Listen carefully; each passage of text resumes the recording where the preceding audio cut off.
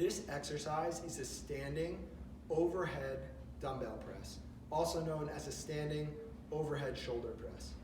So the start position for this exercise will be with your feet about shoulder width apart and one dumbbell of the same weight in each arm. From here, you're going to get up into this position. You can do so with a simple bicep curl, like shown, or if the weight is too heavy, you can use some controlled momentum to get up to the start position. Once you're here, you're going to want to make sure that the core is engaged, that your hips are tucked underneath the body, and that you're nice and stable before you begin to press up toward the ceiling. So the motion is as follows. So as you can see here, my grip isn't quite completely neutral, and it's not in plane with my body. It's probably at about a 45-degree angle away from my body, and that's okay. There are going to be individual differences between every person who performs this exercise. Really what I would say is choose the dumbbell orientation that is most comfortable for you, because you don't want to have pain with this exercise. So again, core nice and tight. Exhale, push up, return to the start position.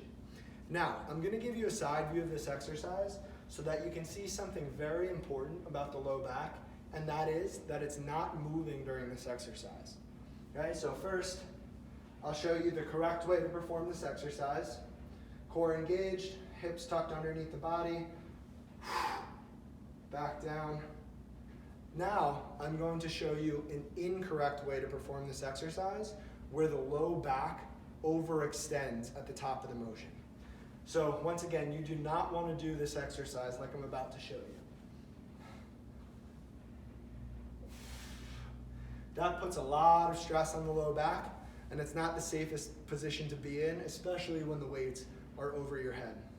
So again, what you want to make sure is that your low back is in a nice neutral position, core is engaged, hips are tucked underneath the body, all of the motion comes from the shoulders.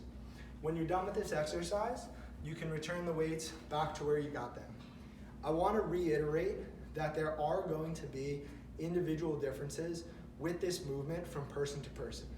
What you want to make sure though is that you don't have pain with this exercise, that you're always in control of the weights, and that you follow the basic and general overview and principles that were provided in this video in order to stay safe.